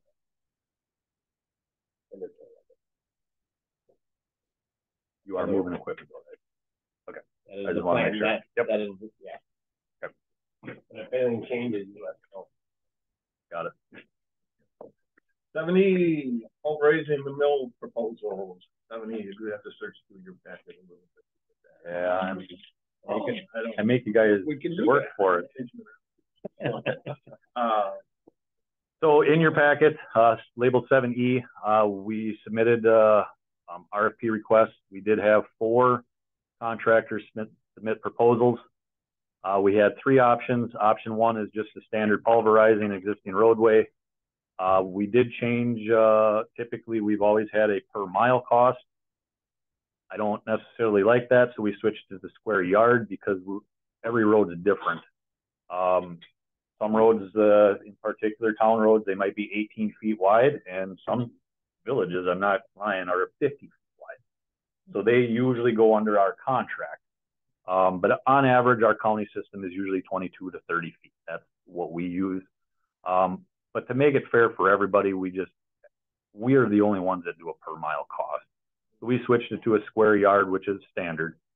So we did have the option 1 for pulverizing existing roadway. Option 2, pulverizing an existing roadway with water injection. The water injection would be contractor would supply the water and all the equipment to perform that injection. So they would have their water trucks. They would find the source of water. If they have to call the village of Sand Creek to get water, that's on their end to do it. And then milling, currently we do not have any roads that we would be milling, but we do ask for that cost. So based on these costs, what we are looking for is option 1 and option 2. And if you look at that option 1 and option 2, Haas and Sons is the low bid. Considerably, I guess, on the water injection is actually what I am looking at the most. I think we get the best product when you can inject the water into the grinding at the same time. So my recommendation is to go with Haas and Sons for pulverizing and milling for the 2023 construction season. I'll make a motion to go with Haas and Sons I'll second that. pulverizing and milling for the 2022 season. motion made second. I just got one question. Why would they be so far off? No idea. They didn't want it, they did. We questioned the same thing. Oh. We were almost wondering if they forgot the dollar. Really? And Dollar difference. maybe Allstate's is going to be in the area forming work. I don't know. So I didn't question it. So that's what they gave us. But like I said, we don't do milling. We don't have anything scheduled this year to mill. The pulverizing, you do the whole strip of asphalt, and milling, you only go down so far. Yep. That's the difference. Motion made second for Haas and Sons for pulverizing. Any other discussion? All in favor? Aye. Any opposed? Motion approved. Haas and Sons. Mm-hmm. 7F.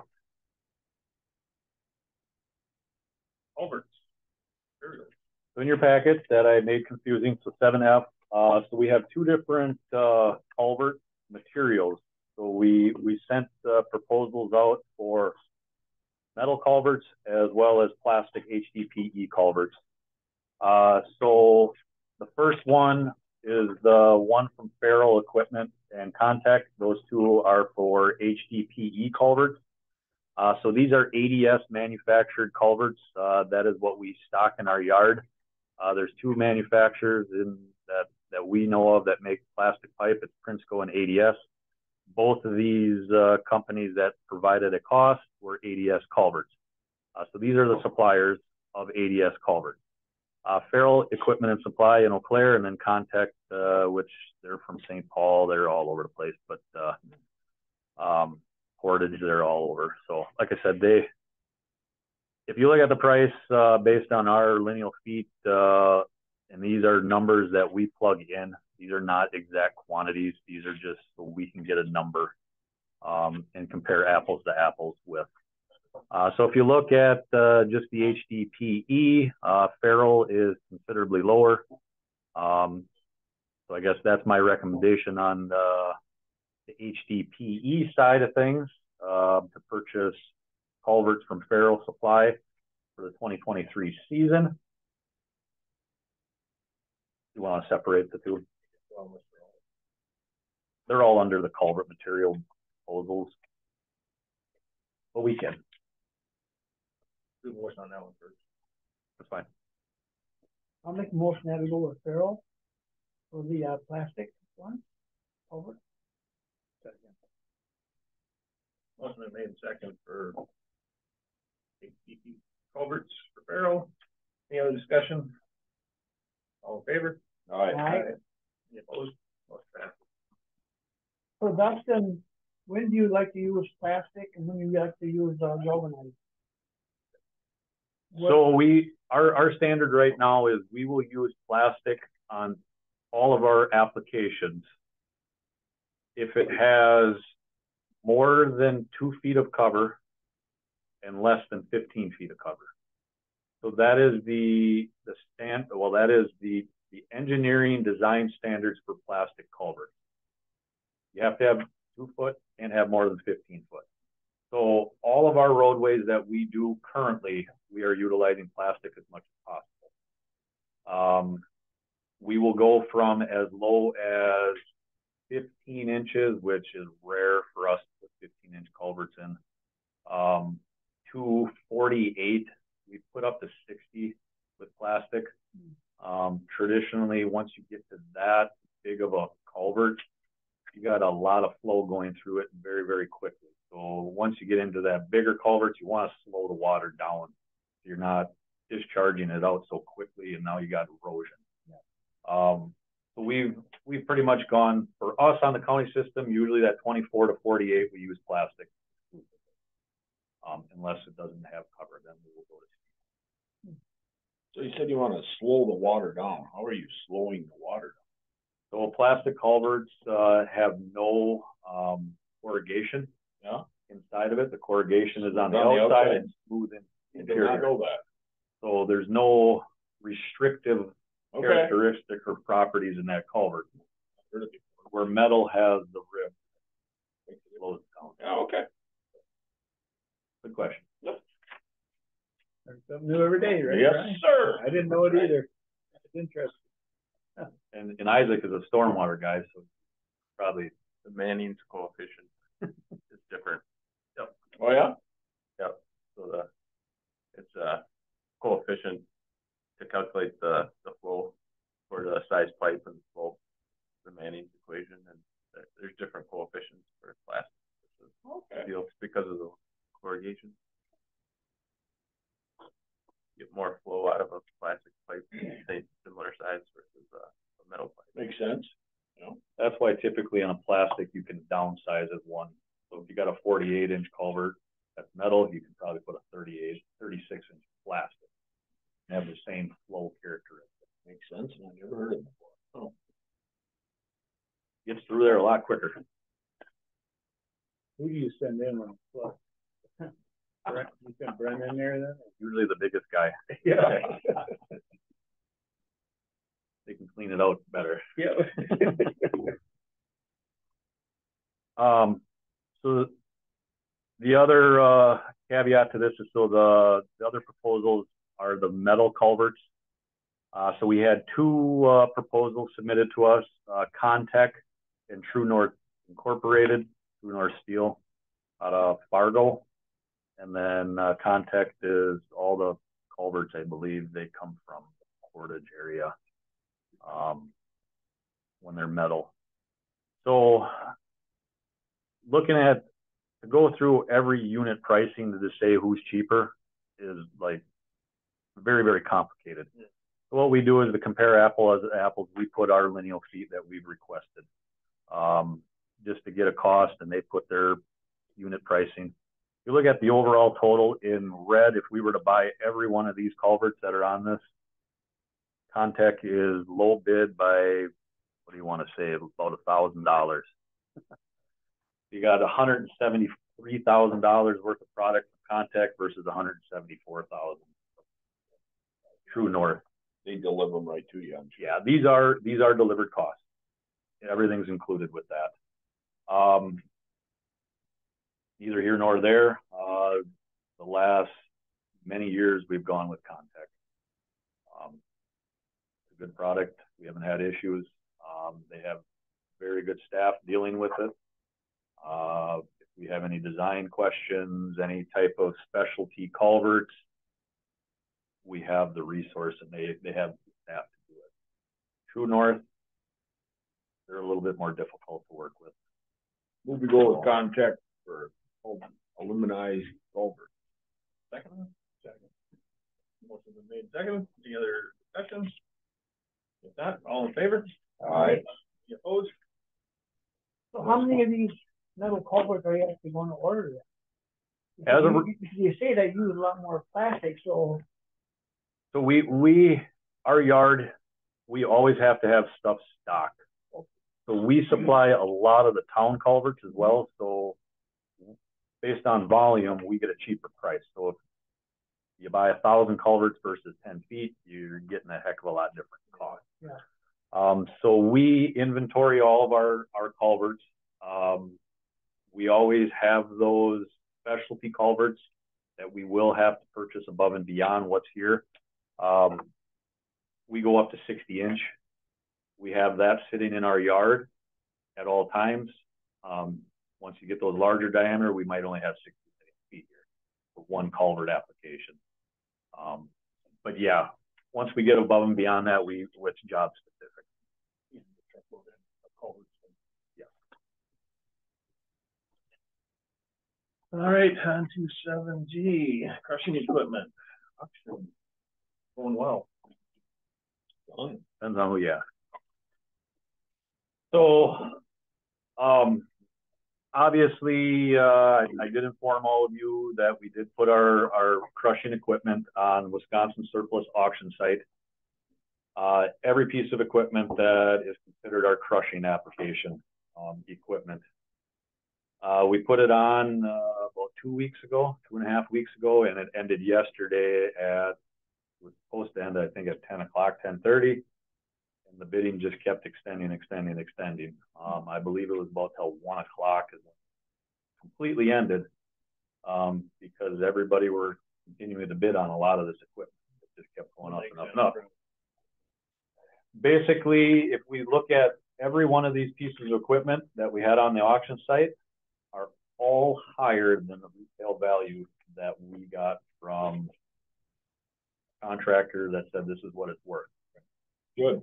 Every piece of equipment. We were blatantly surprised. I was actually nervous because I woke up yesterday morning at 6 o'clock and looked at the auction site, and our main crusher, that Colberg Pioneer jaw crusher, that was only at $167,000, and I was like, that's a $300,000+ unit, and I was nervous, and it turned into a bidding war. So my stance, and basically I'm per our requirement to sell this equipment, the sale had to come through the committee. But every one of these pieces of equipment are higher than what the actual retail value is for this So what equipment. was the total benefit compared to theirs or whatever? I mean, if you add them up and what they allowed you? Yeah. So if you add all these numbers up, it's just over $900,000. What they had a retail was about $750,000. What they were going to give us, honestly, was probably half that. Mm-hmm. I don't want to speak ill of anybody. It was a slap in the face, as much as I hate to say it. Not knowing what the equipment was, and they're trying to make their money on their end too. It's just, but not, keep that in mind when you go to buy some different stuff that the company. And we've had really, really good luck with Wisconsin surplus. And I think going forward with a lot of our stuff is put it on. We're getting really good dollar amounts for our equipment on here. There is no seller's fee. That's what Wisconsin surplus has. It's all on the buyer's fee.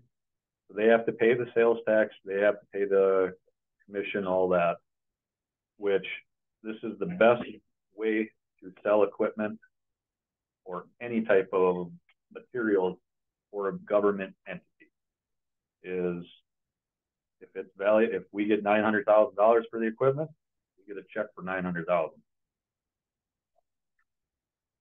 Get a lot of calls on anything, any questions.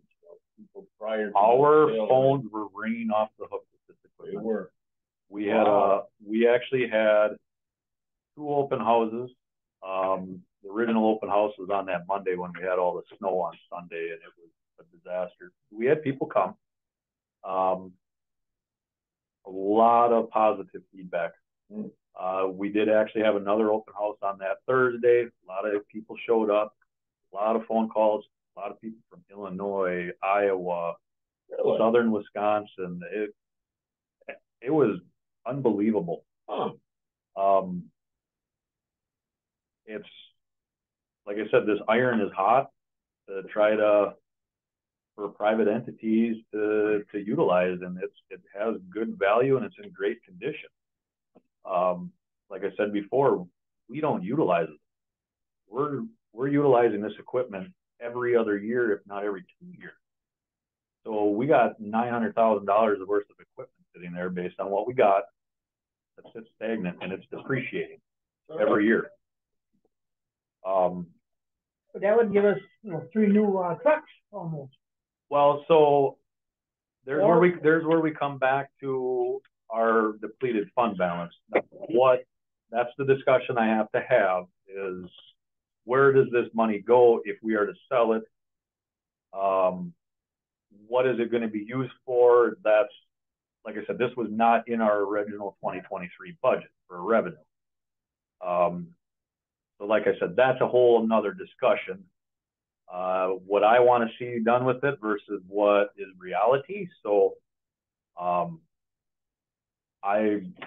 would like to see it come to highway as a capital improvement allocation, not necessarily equipment.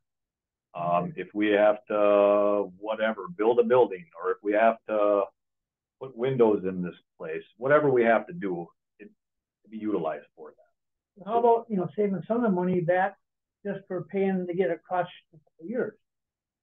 You know what I mean? Because that equipment is gone, but we still got to have the material. I guess I wouldn't want to do that, be put into for operational expenses.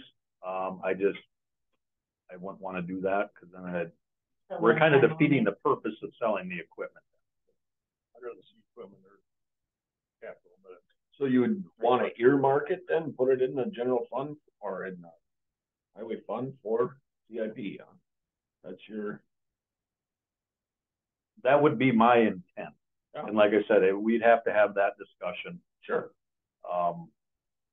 If it would be used exclusively for equipment, if it would be used for filling our fund balance depletion, whatever.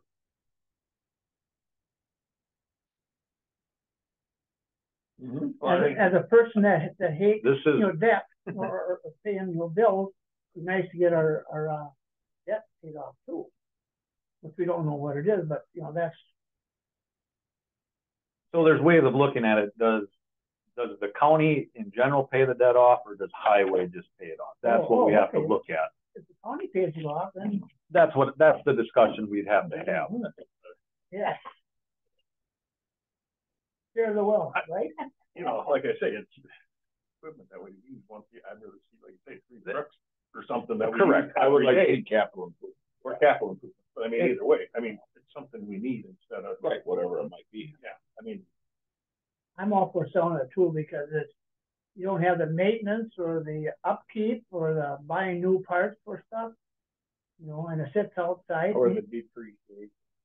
Did you get all back here in the yard then? You're gonna bring it all back? So or- we're in the process of bringing 3 of the pieces of equipment, larger pieces of equipment. I Okay, contacted the town of Lucas just to let them know what we're doing before weight restrictions come on. Otherwise, these pieces of equipment will be sitting there for a month and a half. We've actually had the individuals that have bought this, or the high bid or whatever, Mhm. they wanted to come pick it up yesterday. And it's like, we don't even have the approval yet to sell this as well as the money. So,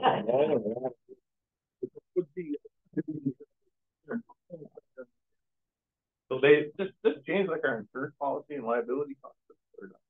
yeah, so, well, we have basically a big blanket insurance to cover all of our equipment. It's probably more than what we need, I would assume, but I don't know if every entity is broke down and what our premium is and whatever. It's just a whole blanket. And there's more to this. I mean, that people don't see is we have to permit all this. So every year we have to do air quality permits. We get fees that we get charged for that. It's not much. I mean, at the end of the day, it's $1,000. But we won't have to do that if we don't own the equipment. Right.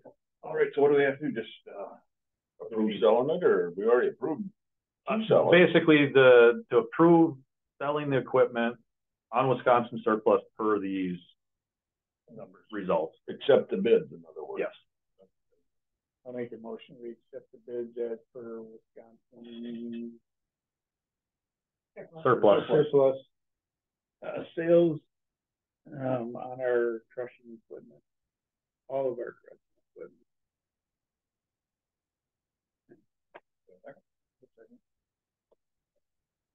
Second, accept the bids for the crushing equipment.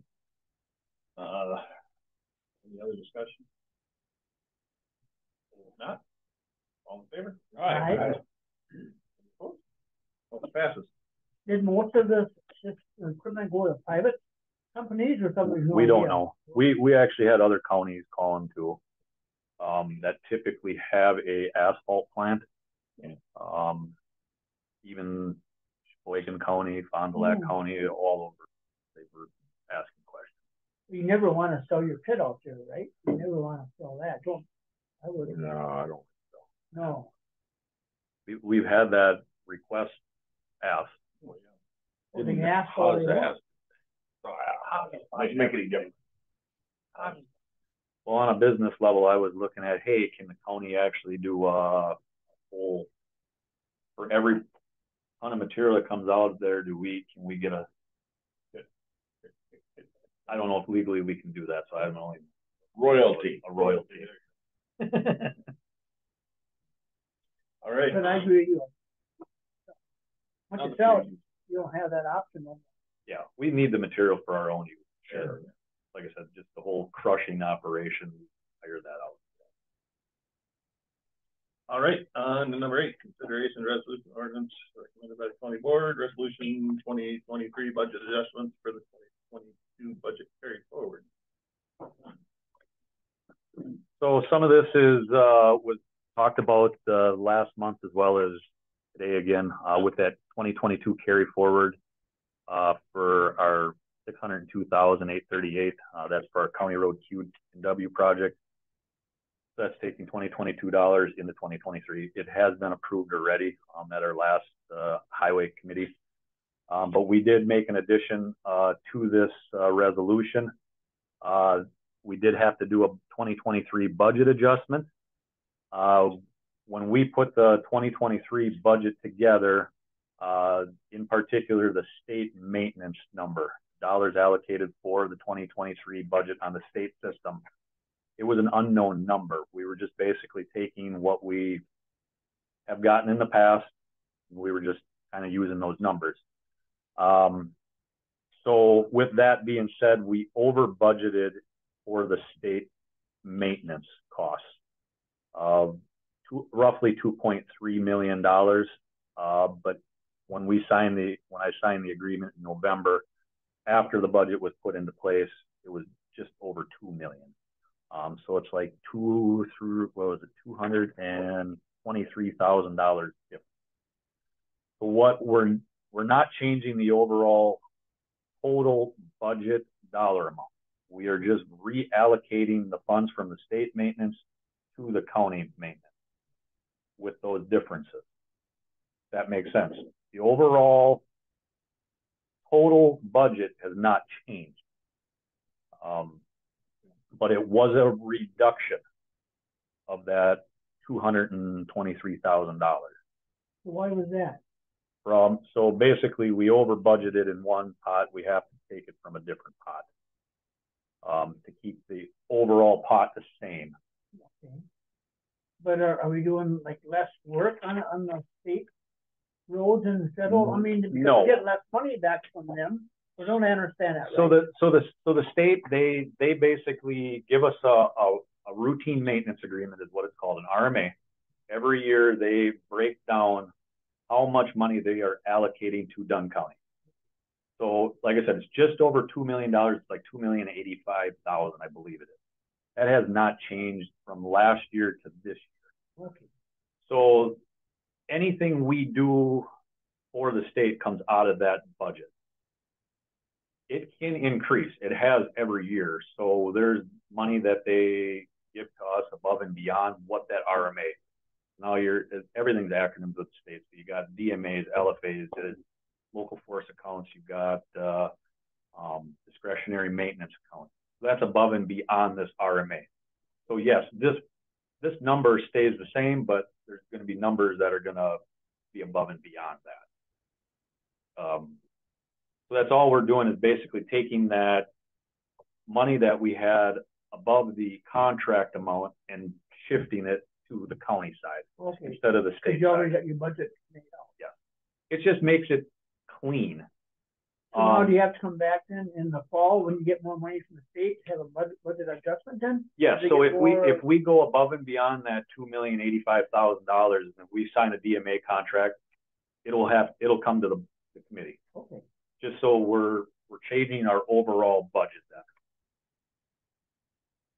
So like I said, it's just taking the overage from one and putting it to the county side, just to clean that difference up. So. Motions? I'll make that motion that we approve the budget adjustment request for 2023. Second. Michael been made seconded.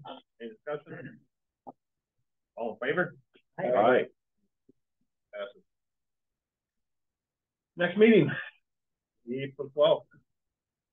Nope. Same place. Any other? Got one question. What about the ATV road? Nothing yet? Stagnant. Yeah. That's the question I had. Always fire. Only started. So since it is an ordinance change, we have to redo the ordinance.